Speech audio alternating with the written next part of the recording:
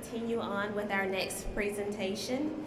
Dr. Mary Carmen Garcia is a professor within the Poultry Diagnostic and Research Center with the University of Georgia, and she will be presenting infectious laryngotracheitis virus molecular diagnostic tools in need of an upgrade.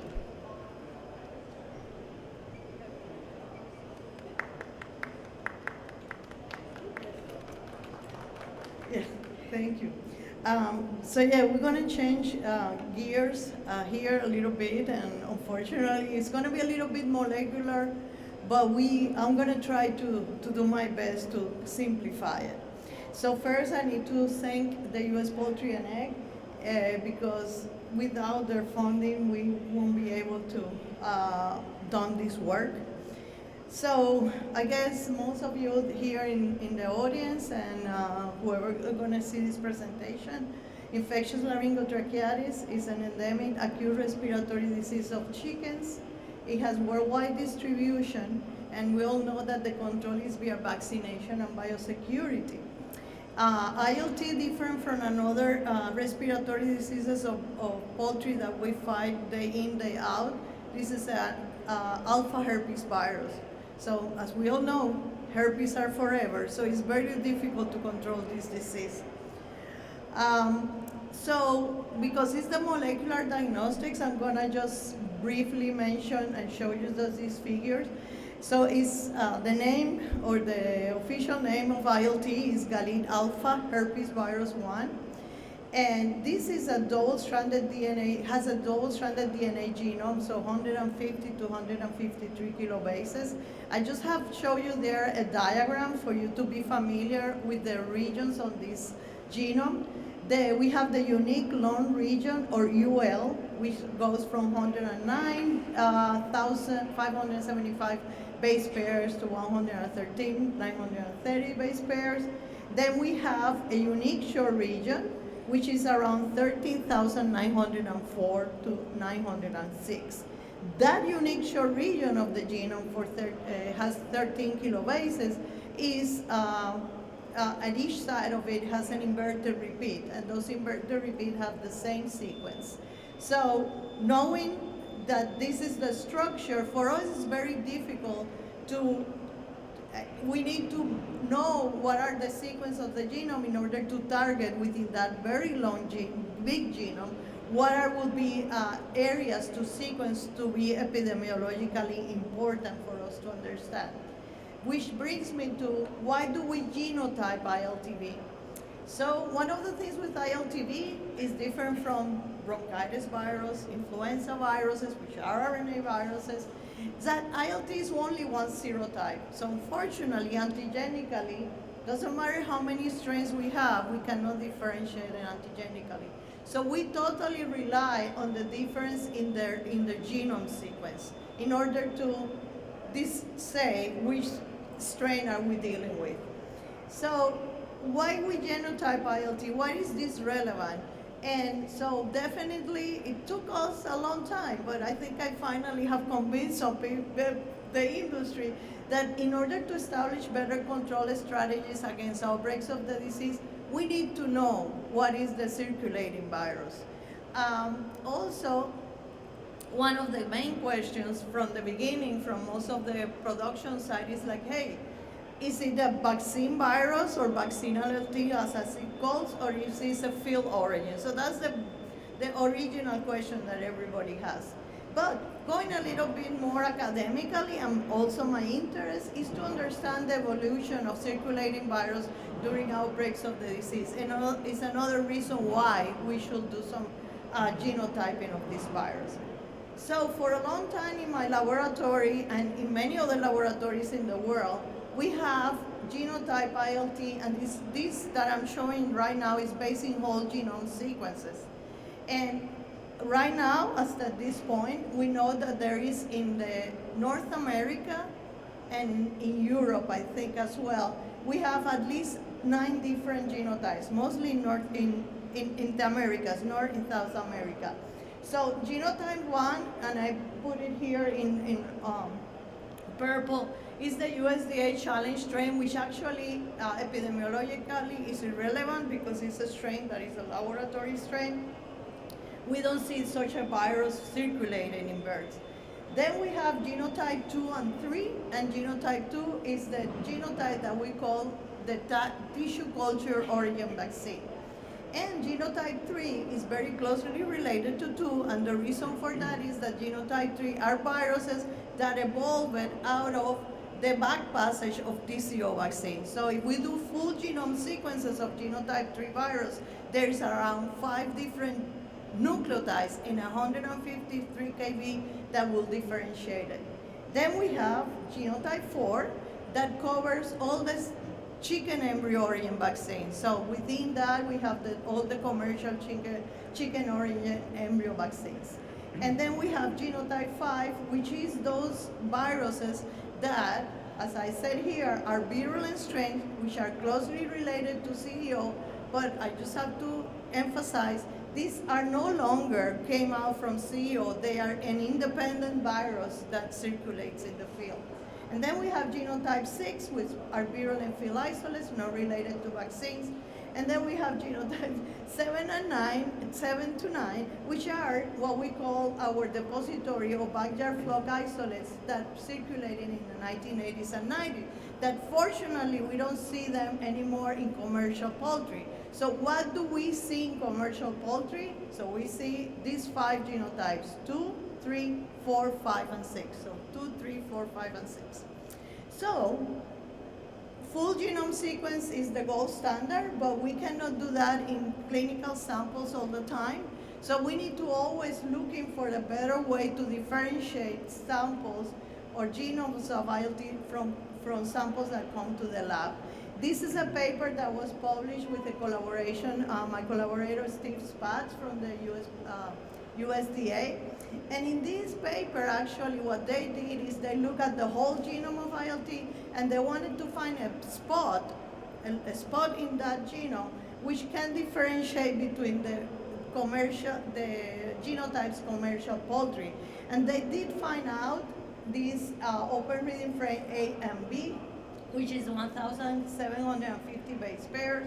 And with this genotype, if you can see in that phylogenetic tree, if we look at it, it can differentiate based on one nucleotide on genotype 6, which is the virulent strain that is not related to vaccine. It can differentiate based on one nucleotide, genotype 4, genotype 2 and 3, and one nucleotide, genotype 5. So I said, perfect. It's a small piece of PCR that we can do and genotype.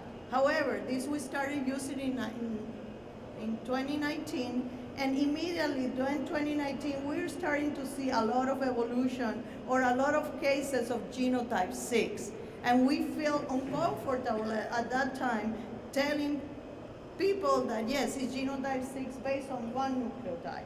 So immediately I have my angry chicken in my brain saying, Dr. Garcia, you can do better than just one nucleotide to differentiate genotype 6. So what we did is previous knowledge that we have, we amplified three sites of the genome that we know can differentiate, and we did a multi-allele amplification and Sanger sequencing. And what we did is this, and I know this is a lot of phylogenetic trees, but I wanted to show you, mostly we wanted to increase our number of informative nucleotides. And if you look at the genotype 6 branch in all these trees, so now we increase it from only one, for only one that we had here at open reading frame AB. Now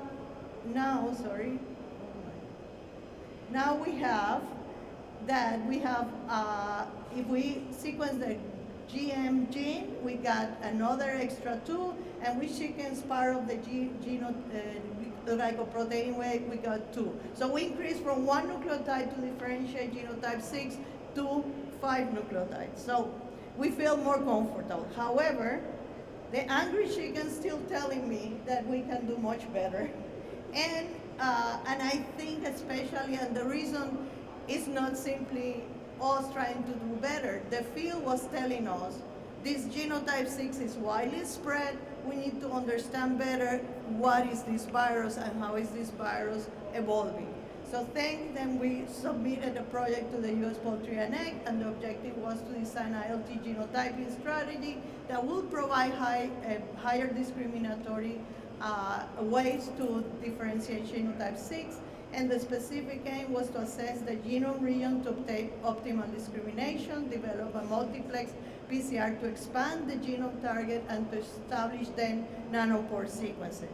So that's actually now the essay that we're doing. I'm just gonna go through the way we develop it, or a graduate student develop it. And mostly, if this, we look at the viral genome. So what we did is separate the viral genome in different partitions, and then find out, we got the unique long region, we have 91 partitions, the inverted repeat 1 partition, and the unique short region 1 partition. And what we did is we looked at sequences for this partition in 39 North American isolates, and those ones that were able to separate, easily separate and discriminate between the 5 commercial genotypes in commercial poultry, we were good. But we decided to use the unique short region because all the other partitions were 20 kilobases, so 20,000 base pairs versus 13,000 base pairs, which was easier for us to amplify. So the unique short region was it, and so we developed the unique short region amplification. And if you can see here, I'm not gonna go to this, but you can see that we can differentiate now genotype 2 and 3 by 6 nucleotide difference. We can differentiate genotype 4 by 6 nucleotide difference, and genotype 5 by 4, and genotype 6, which was our target, 16. So how we did this assay, and the backyard flock isolate by 27 nucleotides.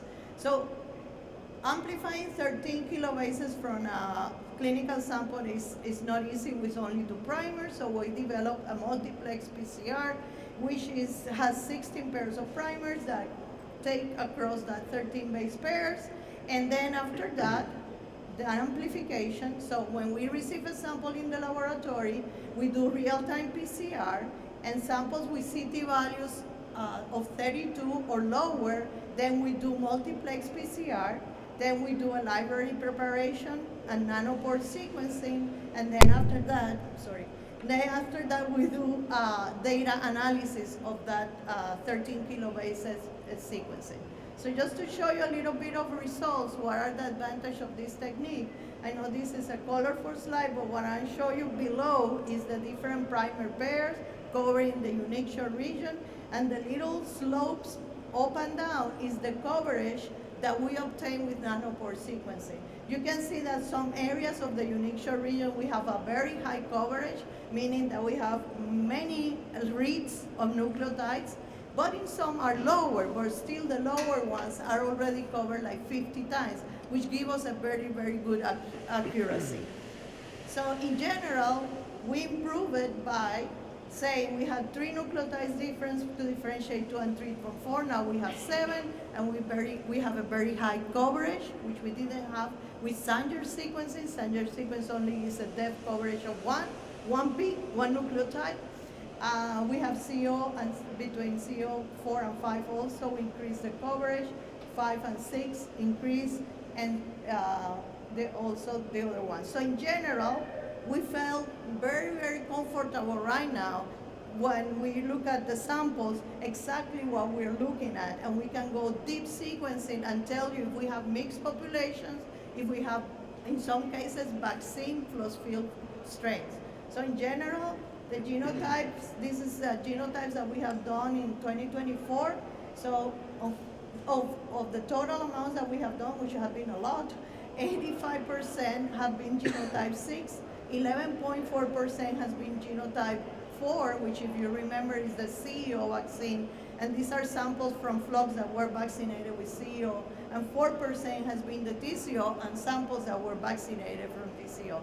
So definitely genotype 6 is prevalent, and I know this is a very busy slide, but this is a fancy phylogenetic tree of the different sequences of genotype 6 that we obtain. In colors around it, you can see the different clusters. So this sequence of genotype 6 in the unique there is some diversity, and we can see around the different clusters from A to I that we observe from clinical samples. The next slide, what I want to show you, the important thing is, this is the table. To your left is the states, different states of regions of poultry production, and to your right, is the sequence cluster that are found in each state. I just want to point out that the importance that we have seen of using this technique here is, if you look at state 1 and 2, there is a diversity of clusters of the virus, versus state 4 and 5, which only one cluster is circulating. So we have concluded, and we know, we cannot say which states are they, but we have concluded that there is 2 main clusters of the virus circulating right now, and the states with higher number of genotype 6 unique source regions are those regions where there is a much core circulating or more variability of the virus. Definitely those regions having a more difficult time controlling this virus, while the states which have lesser number of genotype 6 clusters and that are core circulating, it's been easier or facilitated for them to control the disease. So with that, I think I can, well, not yet. So these are the list of things that we have improved with this assay: increased sensitivity, increased sequence throughput, increased discriminatory power, increased sequence accuracy. A lot of important the sequence accuracy. But we still need to do. This is, again, it's like we want more. So then the future work will be that we need to sequence the virus from the US ILT genome region. Is only providing us a partial view of the ongoing evolution of this virus. So we need to go to whole genome sequences, and what we're doing right now is to find out, to try to isolate viruses that belong to the different clusters of genotype 6, and then try to do full genome, because we really think that this will allow us to have a much better informed control measures than what we have right now. And again, I just want to say thank you to the people, April Skipper in my lab that runs the samples, Dr. Ji-Shen Lu, who is the master student who started the design of the story, and Dr. Mark Gerlenson, which has been from the industry, has been very supportive with this project. Thank you a lot. Any questions? Thank you, Dr. Garcia. Do we have any questions?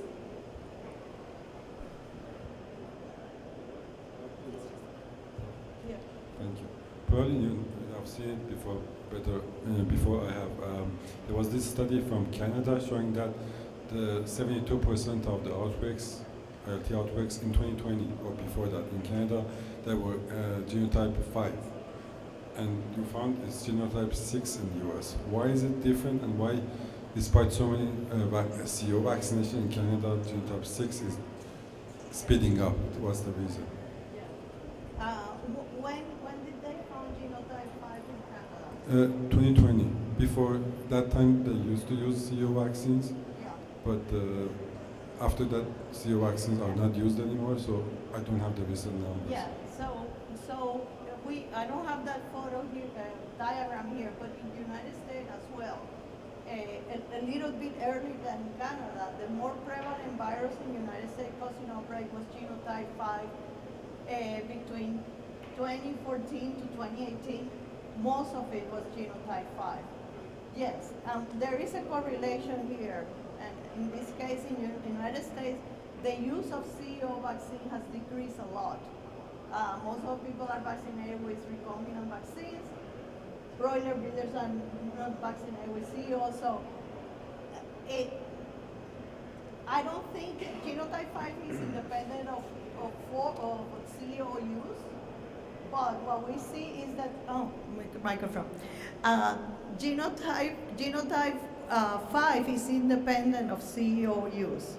But what is interesting is the fact that we have seen a decrease of use of CEO, and now it has switched from 5 to 6, meaning like we have been allowed, in the case that birds are not as well protected, then genotype 6 has shown up. So we have seen a change of the circulating virus that is causing outbreaks. Yeah. So 6 is more contagious, correct? Yes, I cannot say it from epidemiologically in the field. It looks like it's much more contagious. Experimentally, it does. When we infect birds, the amount of virus shed is very, very high compared to 5. So yes, let's call it more contagious, yes. Yeah. Another question? Thank you for your very interesting lecture. My question about, from your point of view, is there is change in pathogenicity or age susceptibility of the virus due to change from genotype 5 to genotype 6? Yeah. There is difference in pathogenicity. I don't think so much clinically, because actually some of these outbreaks with genotype 6, the birds are not showing very high clinical signs, normal clinical signs of ILT. It's actually lower. However, what there is a big change is the host is not able to clear the virus as fast. So this genotype 6, the main problem it has, the pathogenicity, is that it has a very good way to evade the immune response of the host, which genotype 5, the bird it was easier for the bird to control it.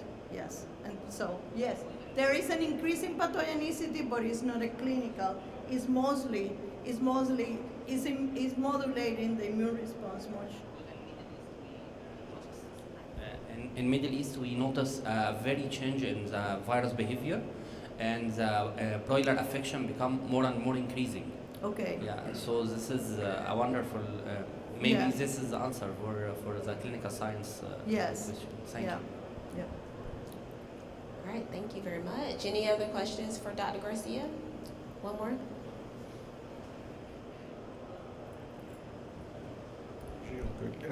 Dr. Garcia, thank you so much.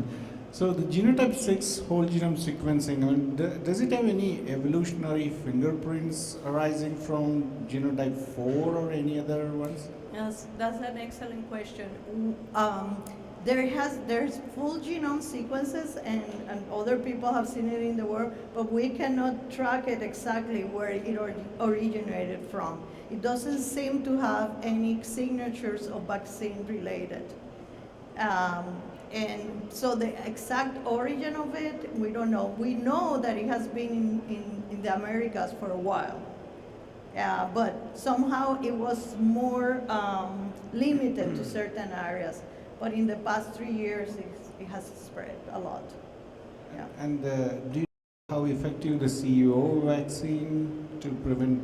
Yes, that's a good question.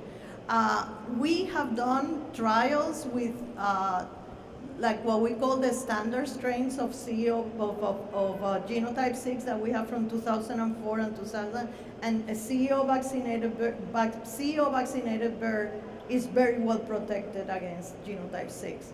So there is cross protection, yes, with it. Yeah. All right, wonderful. Last question for you, Dr. Garcia. Phenomenal work. If anyone is interested in utilizing the newly updated multiplex PCR, how would they do that? Yes, that's an excellent question. Yeah, I am encouraging all the different laboratories to that have the capability to do this. To the primers we're writing. We submitted the paper for publication, so the primers are going to be available for anyone to use. And any questions about the format on how to do this test will be available in the paper, and you can contact me. I actually think that we need to have more people, more labs doing this, because I think it's very important to know what strains, how these strains are circulating. So we're going to make it available once we have the paper, and through the USPOULTRY and egg, once you can have the whole methods and the primers as well. Yes. Thank you very much. Yeah.